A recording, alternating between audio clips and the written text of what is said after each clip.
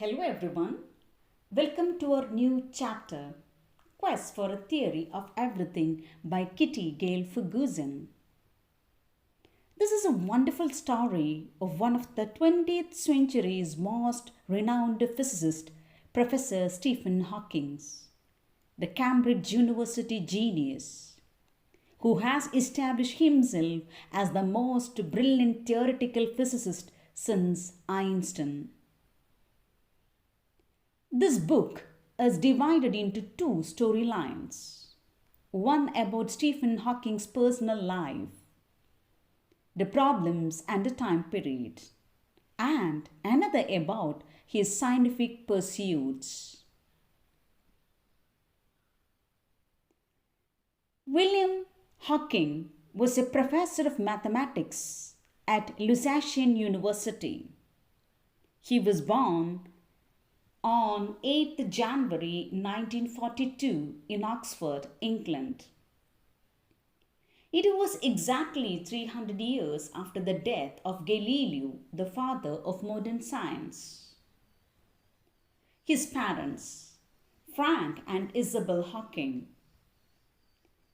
His parents were not so wealthy, but they believed in the value of education.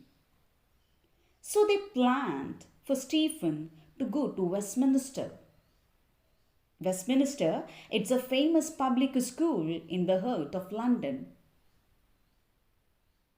But unfortunately, Stephen was ill at the time of examination for Westminster, and he was not able to attend the scholarship examination. Therefore, he attended the local St. Albans school. By the time of 8 years, Stephen Hawking was thinking seriously about becoming a scientist. Frank Hawking encouraged his son to follow him medicine, but Stephen was not interested in biology. He wanted a subject in which he could look for exact answers and get the root of things.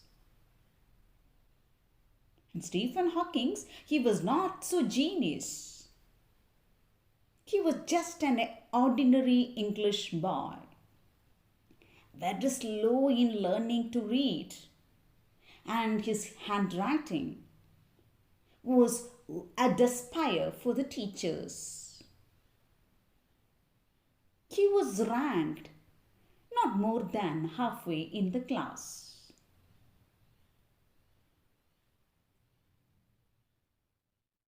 At 14 years old, Stephen knew that he would follow mathematics and physics.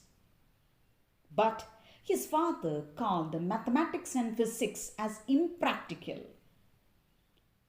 because there were no jobs in mathematics except teaching. Moreover, Frank Hawking, his father, wanted his son to attend his own college. But Oxford, it offered no mathematics.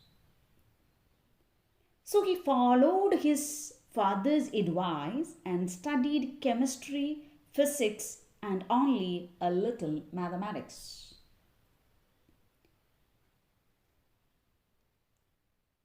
In 1959, at the age of 17, Hawking went to Oxford to study natural science and to specialize in physics. He joined the University College, his father's college, and the oldest at Oxford. It is founded in 1249 AD.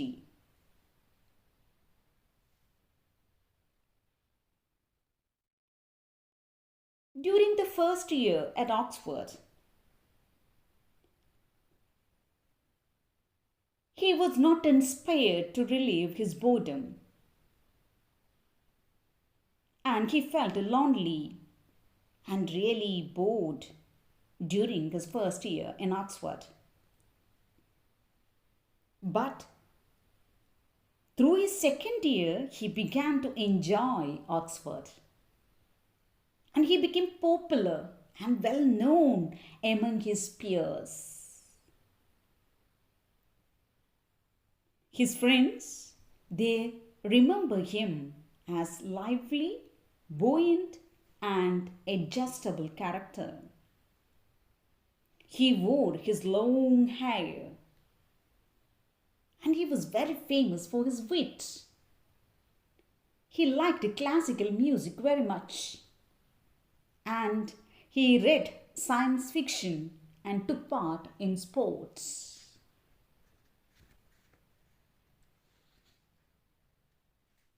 Next page. At the end of the third year, he was really confused at Oxford University. He selected theoretical physics as his specialty and then he applied to do PhD at Cambridge. But Stephen was accepted on condition that when he got first from Oxford, he will get admission in Cambridge University.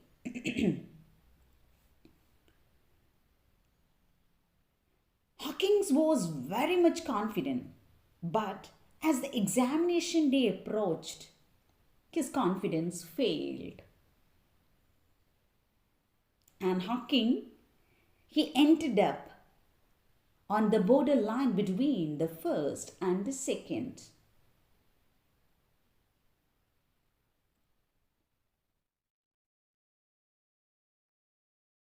But his first year at Cambridge, and he got admission in Cambridge, and his first year at Cambridge, it was still worse than Oxford. One of the reasons for his worse background because of a slipshod mathematical background from the Oxford. And he found general relativity extremely tough. But a more disastrous problem arose then. During his third year at Oxford, Stephen Hawking started getting clumsy. He became very careless. He had fallen one or twice for no apparent reason. And he had trouble tying his shoes and he had difficulty in speaking. And shortly after his 21st birthday in 1963, Hawking contracted a rare disease called amyotrophic lateral sclerosis. For this disease, there was no known cure. It caused gradual disintegration of the nerve cells in the spinal cord and the brain.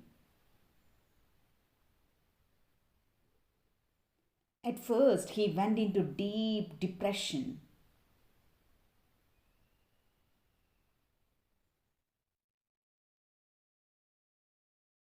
But the idea of sacrificing his life to save others was a recurring dream happened in his mind.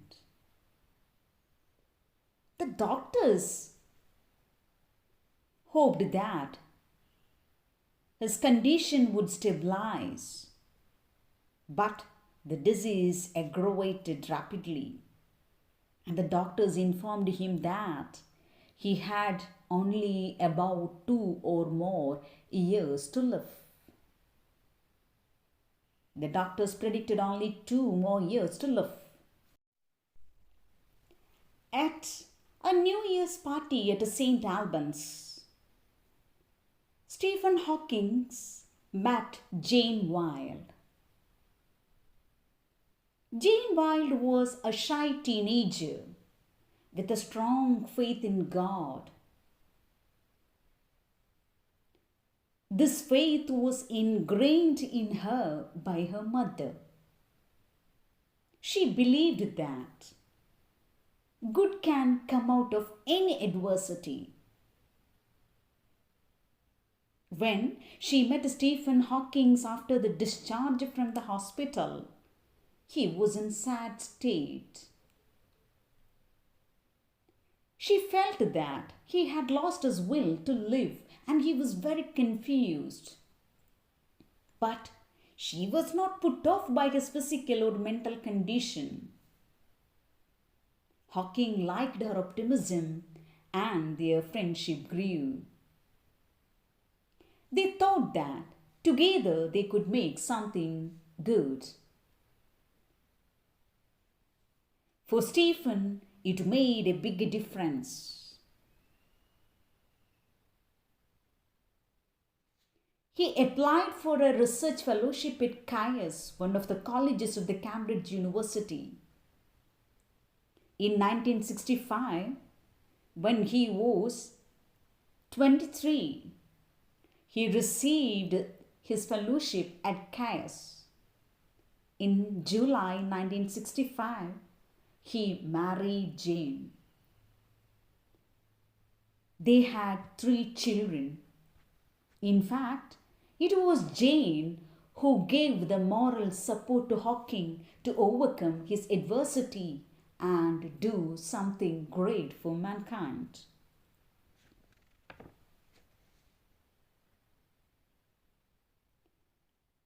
And people who remembers Hawking in the university of the late 1960s, and they recall him, his way around the corridors late in 1960 with a cane, supporting himself against the wall. He spoke with what sounded like a slight speech impediment, but they remember his brashness in sessions involving some of the world's most distinguished scientists.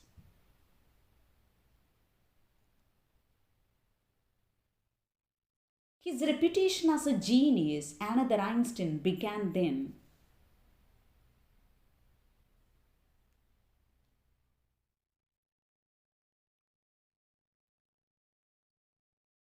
He completed the first draft of his book, A Brief History of Time, in 1984.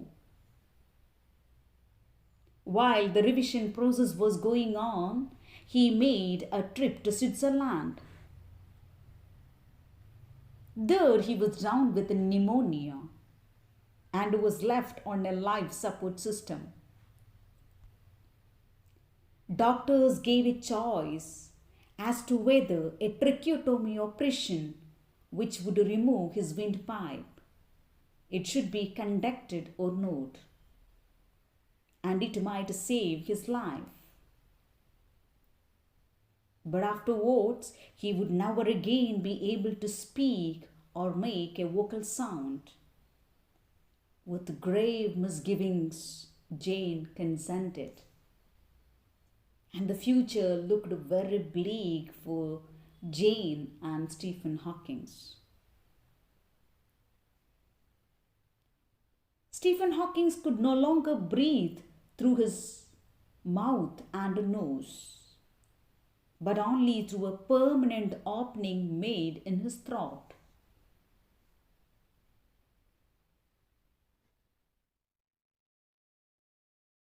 Walter Wolters, a computer expert in California, he sent him a program which he had developed called the equalizer,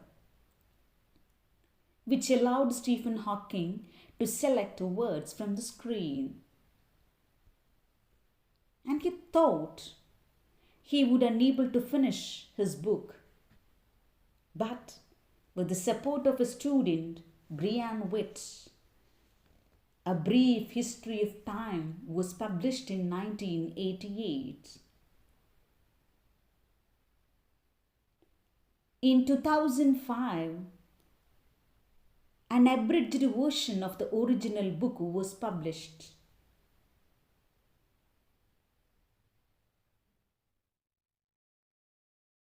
And Stephen Hawking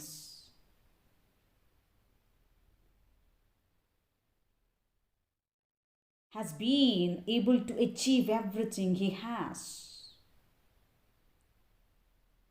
And when we experience his intelligence and humor,